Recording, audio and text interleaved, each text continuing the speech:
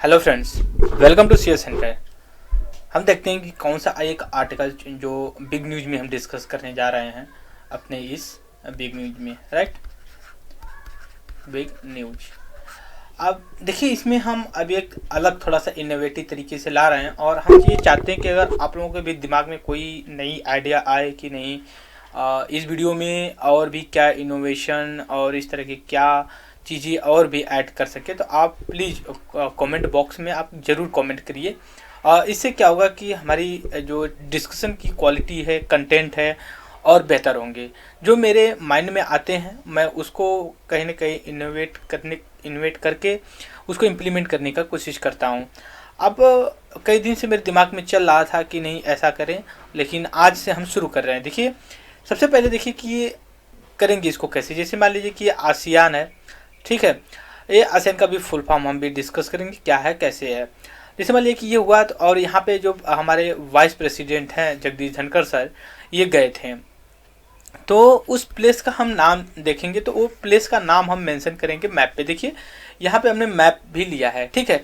तो यहाँ पे डिस्कस करेंगे कि कहाँ पे एशिया समिट हुआ, क्योंकि देखिए होता क्या, यूपीएससी एग्जाम, यूपीएससी हो या अदर कोई एग्जाम हो, उसमें ये पूछता है कि आसियान की कौन सी मीटिंग कहाँ पे हुई, जहाँ पे हुई। जैसे मान लीजिए कि G20 का जैसे बाली, अब यहाँ पे देखिए 3 मीटिंग ना पैरेलल चली हैं, ठीक है। अभी एक तो चल रही है बट 3 मीटिंग चली। जैसे एक G20 की मीटिंग चली और एक की आसियान की और एक COP27 की मीटिंग चली। तो इसमें क्या होता है कि हम स्टूडेंट ओवरलैप कर जाते हैं और हमारे दिमाग से स्लिप कर जाता है एक ओपिनियन। और जो ये देखिए, जितना न्यूज में COP27 और G20 रहा, उतना न्यूज में आसियान नहीं रहा, ठीक है।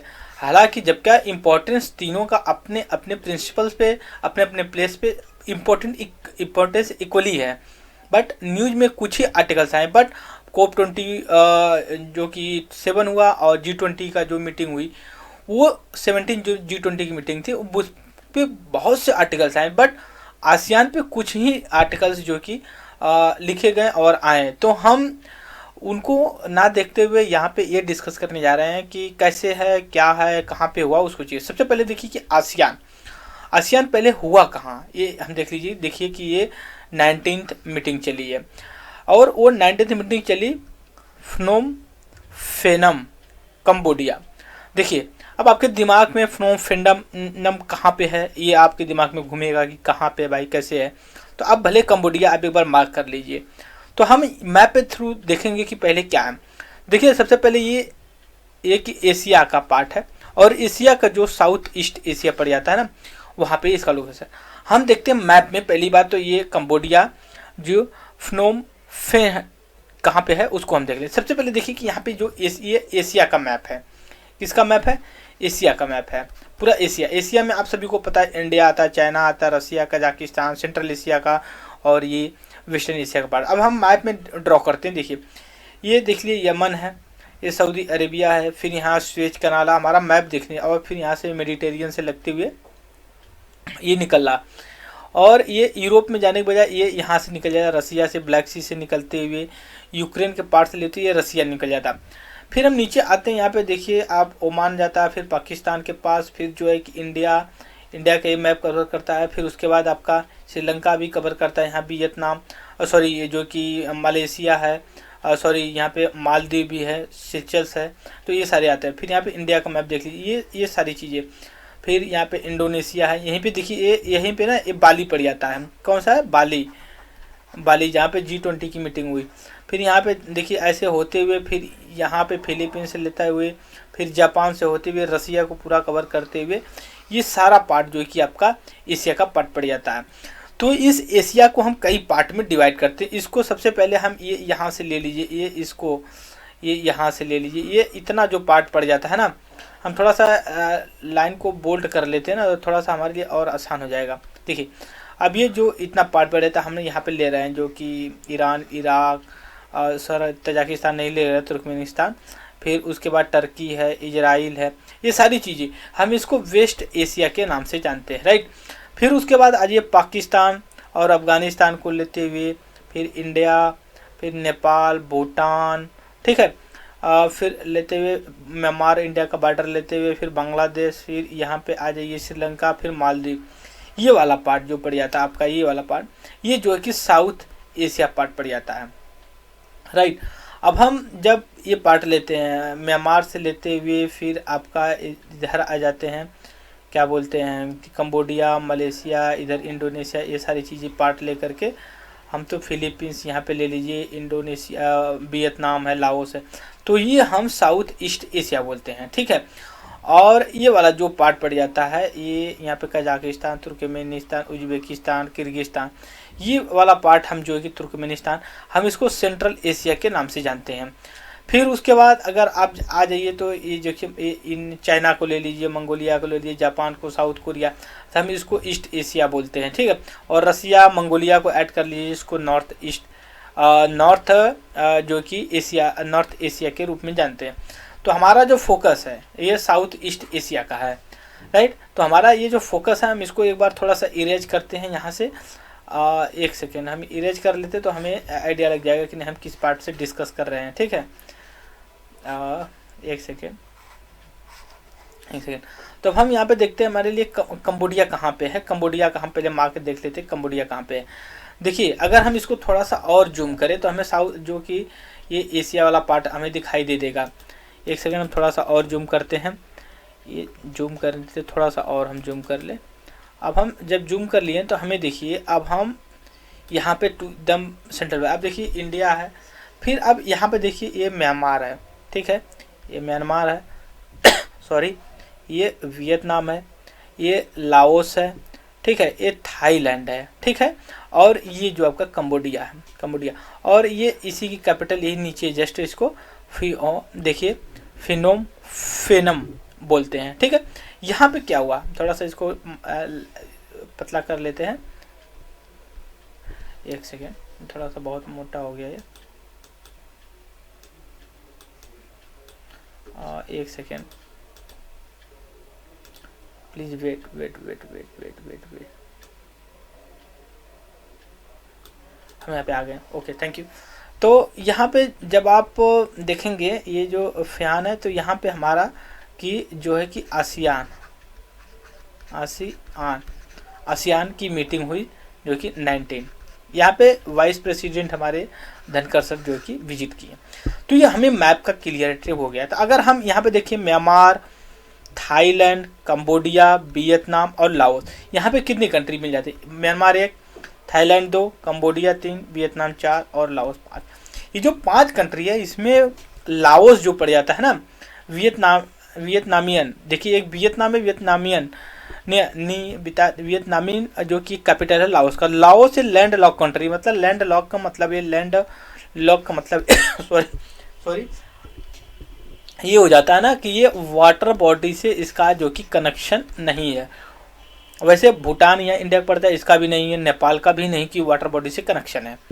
हमें आई होप कि आप सभी लोग यहाँ पे इसको क्लियर लेंगे। दूसरी चीज़ है वियतनाम साउथ चाइना सी से लगता हुआ है, इसको हम कभी और डिस्कस करेंगे, बस यहाँ पे ये डिस्कस कर लिए। अब हम यहाँ पे आते हैं आसियान को लेकर के। देखिए आसियान की मीटिंग हुई 19, कहाँ पे, कंबोडिया में, फिनोमेन पे हुई थी।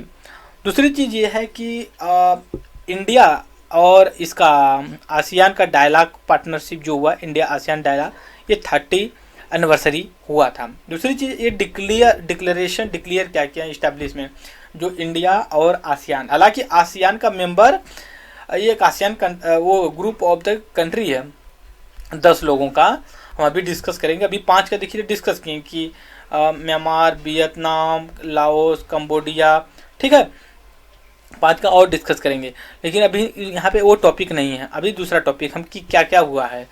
तो इसमें जो लोग इस्टेब्लिशमेंट करने का एक बात किए, कहें कि ये कि इस्टेब्लिशमेंट होगा क्या, ASEAN India comprehensive strategic partnership, और इसको रिअफर्म किए कि जो मतलब फिर से ये मतलब ज़्यादा प्रेशराइज करके ये एक कमेंट निकले, freedom of the navigation over fly, मतलब नेविगेशन वाटर जो इंडो पैसिफिक रीजन है उसको जो है कि ओपननेस की बात की है।